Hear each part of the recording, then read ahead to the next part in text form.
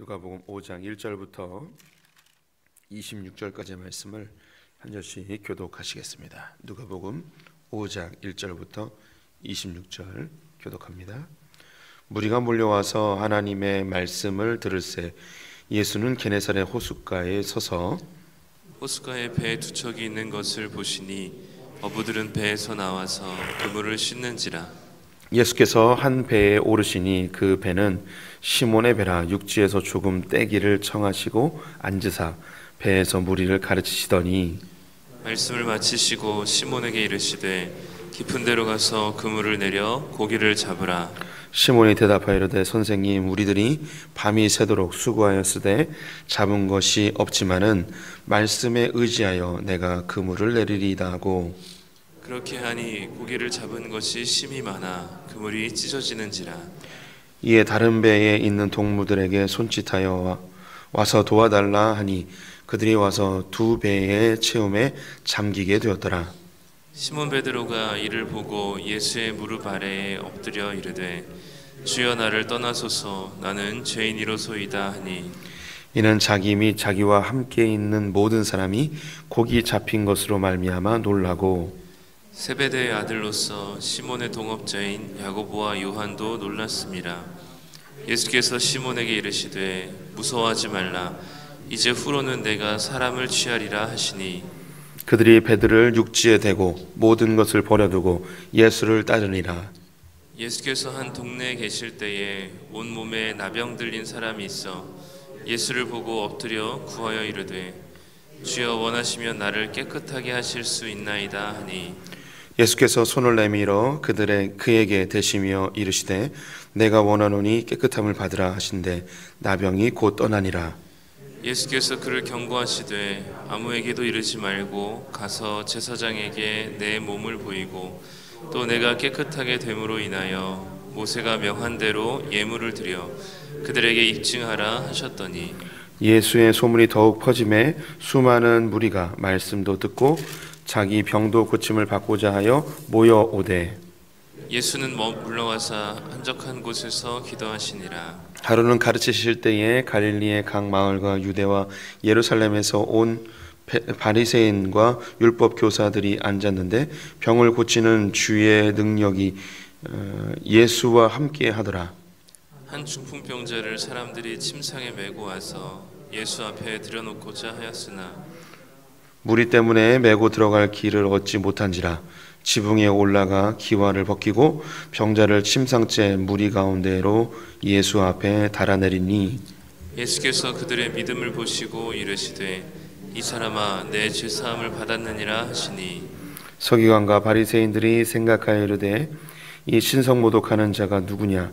오직 하나님 외에 누가 능히 죄를 사하겠느냐? 예수께서 그 생각을 아시고 대답하여 이르시되 너희 마음에 무슨 생각을 하느냐?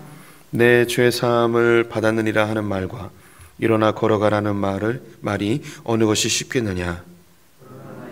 땅에서 죄를 사하는 권세가 있는 줄을 너희로 알게 하리라 하시고, 중풍병자에게 말씀하시되 내가 내게 이르노니 일어나 내 침상을 가지고 집으로 가라 하시매, 그 사람이 그들 앞에서 곧 일어나 그 누웠던 것을 가지고 하나님께 영광을 돌리며 자기 집으로 돌아가니, 모든 사람이 놀라 하나님께 영광을 돌리며 심히 두려워하여 이르되 오늘 우리가 놀라운 일을 보았다 하니라. 아멘. 오늘도 주님의 보좌 앞으로 나오신 성도님들에게 하나님의 은혜와 평강이 함께 하시기를 축원드립니다. 오늘도 온라인으로 예배드리시는 성도님들도 주님의 이름으로 환영하고 축복합니다. 누가복음 5장 말씀 함께 보도록 하겠습니다. 누가복음은 인자의 복음으로 불려집니다. 인간 예수에 대하여 이야기하고 있는데요, 인간의 몸으로 오신 하나님의 아들에 대한 이야기입니다. 저는 누가복음을 큰 형님의 복음 이렇게 표현하는 것을 좋아하는데요, 이것은 누가복음이 갖고 있는 중요한 핵심인 초태생의 제물로 드려지신 예수님을 그리고 있기 때문입니다. 예수님이 정결례를 위하여서 태어난 지 40일이 되었을 때 그의 아버지 어머니와 함께 예루살렘으로 처음 올라가 초태생 예물을 드린 모습이 마지막으로 예수님이 성전에 올라가셔서 하나님의 첫 아들로서 십자가의 초태생의 제물로 드려짐으로 모든 열방의 사람들이 하나님의 자녀가 되는 권세를 얻는 통로가 되어졌습니다. 이것이 누가복음에 인간으로 오신 예수님, 인자로 오신 예수님의 중요한 핵심입니다. 인간으로 오신 그 예수님이 모든 열방에 있는 인류를 구원에 이르게 하는 통로가 되었다는 것이죠. 오늘 누가복음 이제 5장에서는 예수님께서 소리를 좀만 줄여주시면 감사하겠습니다. 시몬 베드로를 부르시는 장면이 등장을 합니다. 우리가 어제 보았던 이 누가복음 4장에서는 예수님이 공생애를 시작하시기 위해서 나사렛에서 회당에서 이사야서 말씀을 선포하시며 자신의 취임 설교를 하였죠. 하지만 나사렛은 예수님을 수용하지 않았습니다. 그 결과 예수님은 나사렛을 스쳐 지나가시죠. 나사렛 대신에 예수님이 가신 곳은 가버나움이라는 곳이었습니다. 이 가버나움에서 귀신 들린 자를 고치고 베드로의 장모를 고치는 장면이 있습니다. 나사렛에서는 예수님을 거부하였지만 가버나움에서는 예수님을 수용하게 되었고 하나님 나라의 복이 이 가버나움에 임하게 되자 귀신은 쫓겨나고 질병은 치유되어지고 그리고 예수님은 이 가버나움을 베이스 캠프로 해서 갈릴리 각 지역으로 전도하러 다니시며 하나님의 복음을 증거하십니다. 이 모습은 유대 땅이 예수 그리스도를 수용하지 못하고 예수 그리스도를 십자가에 달아 죽이게 되어지죠. 반면에 이방 땅들은 예수 그리스도의 복음을 수용함으로 인하여 복을 얻게 되고 그리고 열방으로 이 하나님의 복음을 증거하는 통로가 되어졌음을 보여줍니다. 누가복음은 특별히 이방인들을 위하여 기록된 성경이지요. 그래서 이방인들 가운데 하나님의 복이 어떻게 임하게 되었는지를 보여줍니다. 이것은 우리가 예수 그리스도를 영접한 우리들이 이 복음으로 끊임없이 우리를 자신을 비춰보고 하나님의 나라 복음이 우리를 변화시켜야 함을 보여줍니다. 또한 우리가 하나님의 복의 통로로 복음의 통로로 끊임없이 활용되어져야 함을 보여주고 있죠. 자칫 잘못하면 우리가 나사렛처럼 그리고 유대 민족처럼 복음을 알았음에도 불구하고 주님이 우리를 찾아왔음에도 불구하고 이 복음을 수용하지 못하고 우리의 종교화되어진 것, 또 내가 갖고 있는 자기 중심성, 하나님을 우상으로 만드는 것, 이런 것들로 복음을 거부하게 되면 복음은 우리를 스쳐 지나가 다른 곳에서 반드시 그 누군가에게 영향력을 미치고 생명력을 발휘한다는 것입니다. 그래서 우리 성도님 늘 이 복음을 사모함으로 받아들이시는 분들 되시기를 축원드립니다. 이제 이 가버나움에서 이 본격적으로 사역을 시작하시고 가버나움을 이 베이스 캠프로 삼으셨던 그 예수님께서 이 베드로를 제자로 부르시는 장면이 등장을 합니다.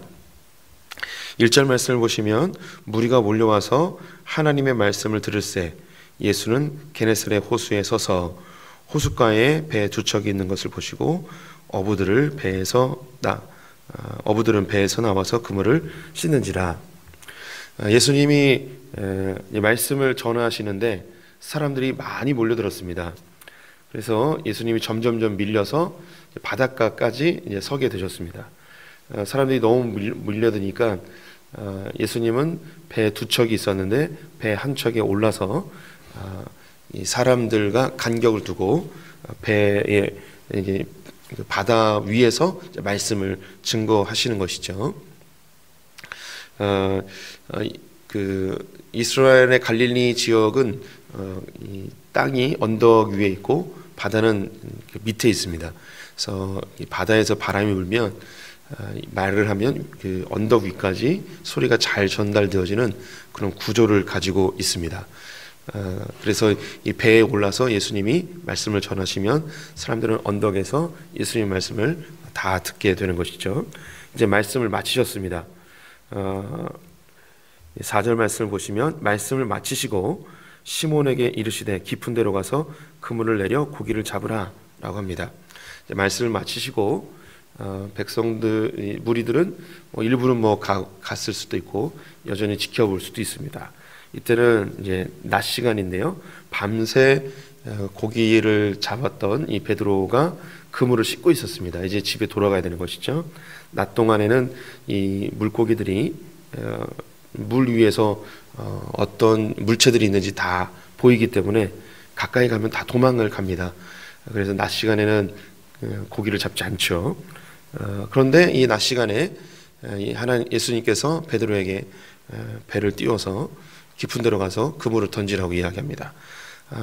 평생 어부 일을 하였던 이 베드로에게는 이해할 수 없는 명령이었고 도저히 상식적으로 받아들일 수 없는 이야기였습니다.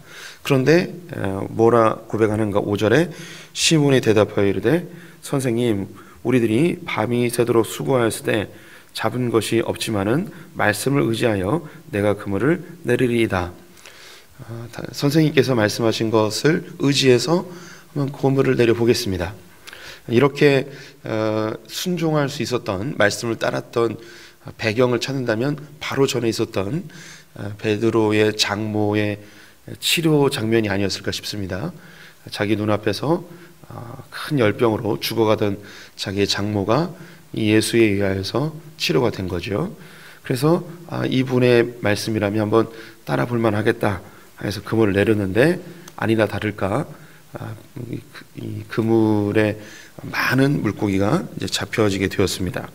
그물이 찢어질 정도로 잡혀서 함께했던 야고보와 요한의 배를 청하여서 이 배에 이 물고기를 가득 채웠는데 물고기가 너무 많아서 배가 이제 잠기게 될 정도로 아주 많이 있다고 하였습니다. 그리고 나서 이 베드로의 반응이 8절에 있습니다. 시몬 베드로가 이를 보고 예수의 무릎 아래 엎드려 이르되 주여 나를 떠나소서 나는 죄인으로소이다.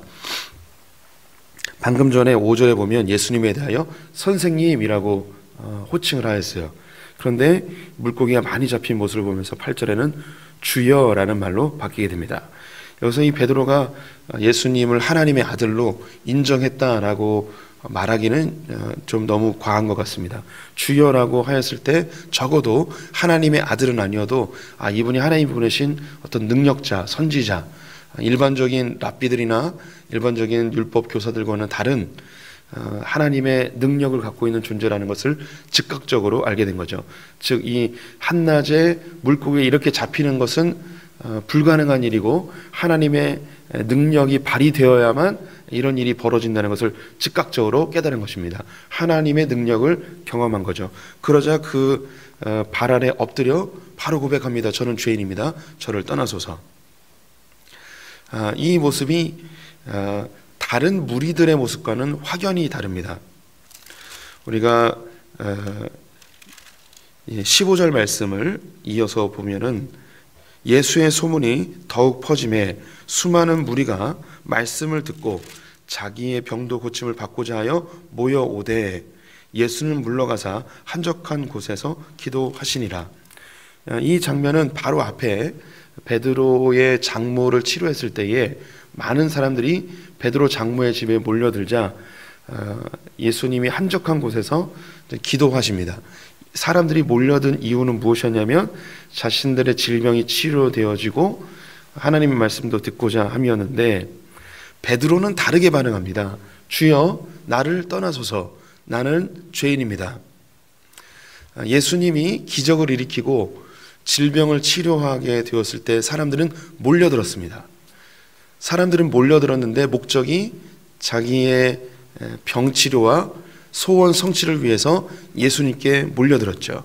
예수님께 사람들이 몰려들었을 때 예수님의 반응은 한적한 곳으로 떠나버리십니다. 그런데 베드로는 다른 반응이에요.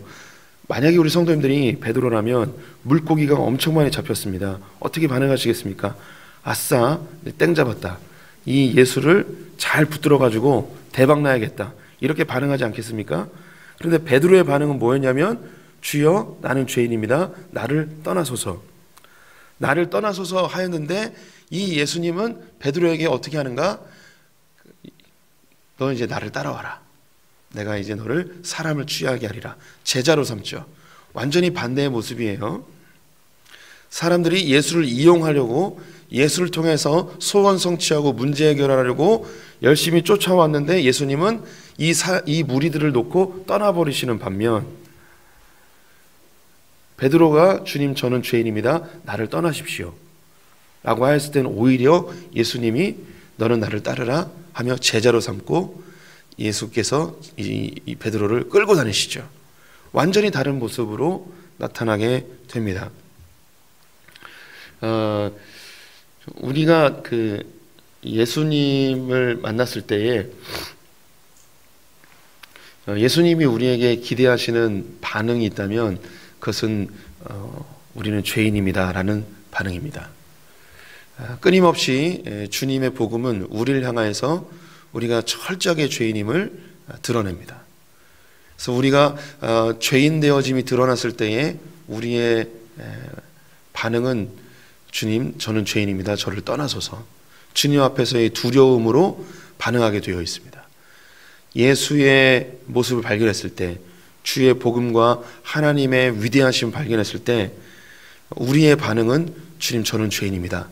저는 죽었습니다. 저를 떠나십시오. 라는 반응이죠. 이 하나님의 모습, 하나님의 실체, 하나님의 능력을 경험했을 때에 많은 믿음의 사람들은 동일한 고백을 합니다. 이사야가 성전에서 하나님의 영광을 봤을 때 그 앞에 엎드려 고백하는 것이 주님 저는 입이 부정한 자입니다 라는 고백이었습니다. 반모섬에서 사도 요한이 예수 그리스도의 영광스러운 모습을 보았을 때에 그의 발 아래 엎드려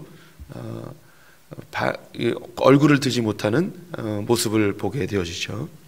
수많은 믿음의 선배들이 하나님의 실체 앞에서 자신이 죄인임을 깨닫고 아무것도 하지 못하고 그 발에 완전히 엎드려져 죽음의 공포에 휩싸인 것을 수없이 보게 됩니다.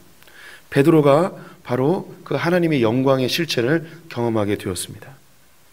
예수님이 우리들에게 다가왔을 때 주의 복음이 우리에게 다가왔을 때 우리에게 나타나는 반응은 그 빛 앞에서 우리의 허물과 연약함과 부족함과 우리의 죄인됨을 발견하게 됩니다.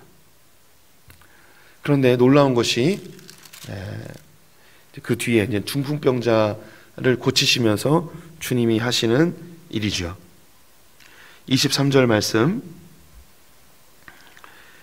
내 죄의 사함을 받아들이라 하는 말과 일어나 걸어가라 하는 말이 어느 것이 쉽겠느냐.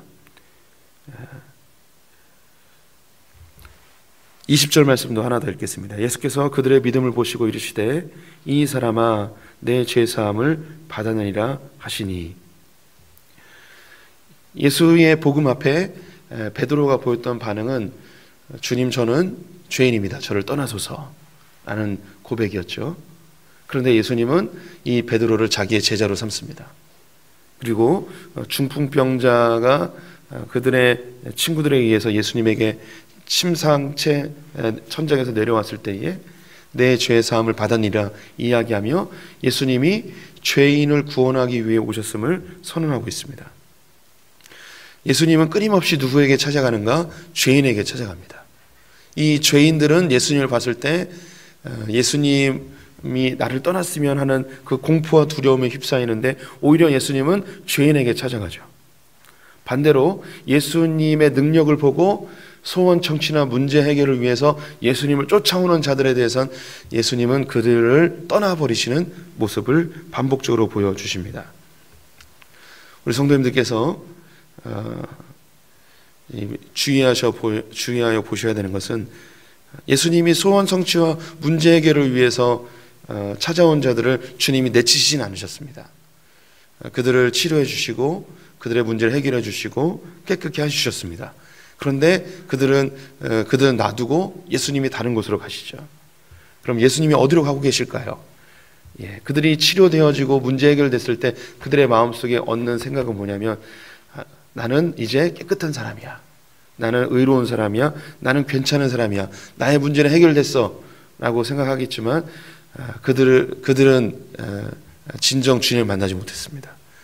주님은 늘 어디로 가고 계시냐면 죄인을 찾아 가고 계시는 것이죠. 진짜 죄인들은 주님을 멀리하고 싶고 주님이 나와 아무 상관없고 오히려 내 곁을 떠났으면 하겠지만 주님은 죄인들을 향해서 끊임없이 오고 계셨습니다. 오늘 이 중풍병자를 치료할 때에 그 현장에 누가 있었냐면 율법학자들과 바리새인들이 있었습니다. 이들은 스스로 의롭다고 생각하는 자들이었고 흠이 없다 이야기했고 율법으로는 완벽하다고 생각하던 자들이었는데 이들은 예수를 알지 못했습니다. 예수의 능력을 경험하지 못했을 뿐더러 복음을 받아들이지도 못하죠. 유대인들은 온 인류 가운데 하나님이 특별히 선택한 민족으로 생각했고 의로운 자였고 율법을 잘 지키는 자라고 생각했지만 이 예수를 받아들이지 못했습니다. 그들은 예수를 통해서 병을 낫고 치료받고 문제 해결하려는 예수를 이용하려 할 때는 수많은 사람들이 몰려들고 수많은 사람들이 이 예수를 따랐지만 오히려 예수님은 그들을 떠나 어디로 늘 향하고 있었는가? 죄인들을 향하여 가고 있었습니다. 그 죄인들을 향하여 흘러간 그 복음이 흘러 이 대한민국 땅까지 오게 되었고 저와 우리 성도님들에게 이 복음이 전달이 되었습니다. 우리가 이 예수 그리스도의 복음 앞에 예수가 끊임없이 날 찾아올 수 있는 방법이 있다면, 주님이 날 떠나지 아니하고 늘 내 곁에 계실 수 있는 방법이 있다면 한 가지입니다. 그것은 주님 저는 죄인입니다 라고 고백하는 거죠. 우리 성도님들이 성경을 읽으며 또 주님 앞에 섰을 때에 내가 괜찮은 사람인 것처럼, 나는 의로운 자인 것처럼, 아니 내가 의로운 자라고 생각하지 않고 저 사람이 죄인이야, 저 사람은 죽어야 돼, 정죄와 판단과 비판을 하고 있다면 이미 나는 바리새인이 되고 있는 것이고 나는 율법학자가 된 것입니다. 그러면 저 사람은 죽어야 돼, 저 사람은 없어져야 돼, 저 사람은 죄인이야, 정죄하고 판단하고 비판하고 있다면 예수 그리스도는 어디로 가고 있는가? 나를 떠나 그에게로 가고 있는 것이죠. 우리는 끊임없이 내가 죄인임을, 내가 주의 은혜가 필요한 자임을, 주 앞에 아무런 가치도 없는 벌레고 쓰레기이고 죽을 수밖에 없는 흉악한 죄인 중에 괴수라는 사실이 끊임없이 고백되어질 때 그 주님이 나에게 찾아오셔서 나는 주님을 거부하고 싶고 주님 떠나가셔야 됩니다, 내 곁에 오시면 안 됩니다, 나는 부정한 자입니다 라고 하는데 주님 오셔서 문둥병자에게 손을 대셔서 치료하신 것처럼 주님은 그런 죄인을 위해서 끊임없이 찾아와 주신다는 사실, 우리 성도님들이 꼭 기억해 주셨으면 좋겠습니다. 이 새벽에 주님 제가 죄인입니다, 나를 떠나소서 라고 고백할 때 주님은 오히려 우리에게 찾아오셔서 문둥병자 같았던 우리들에게 손을 대시고 우리를 치료하시고 우리와 함께 하시고 우리를 제자 삼아 주실 것입니다. 기도하겠습니다. 하나님, 저는 죄인입니다. 죽을 수밖에 없는 죄인이고 그 생각하는 모든 것이 죄이고 의로운 것이 하나도 없는 흉악한 자임을 고백합니다. 나를 찾아와 주신 주님 감사합니다. 아무도 나를 인정하지 않을 때 나를 품어주시고 나에게 손을 대시며 치료하시고 내가 죄인을 위해 왔다고 선언하신 주님 감사합니다. 오늘 이 아침에도 여전히 내가 죄인임을 고백합니다. 나를 떠나지 마시고 나와 함께하여 주시옵소서. 내 안에 있는 자기중심성, 괜찮은 사람인 것 같은 나의 거짓된 의로움, 이 모든 것들이 주의 십자가 앞에 온전히 벌거벗겨져 내가 철저하게 죄인임을 인정하는 늘 겸손한 자 되게 하여 주시옵소서. 오늘 하루를 주님께 의탁드리며 예수님의 이름으로 기도드렸습니다. 아멘.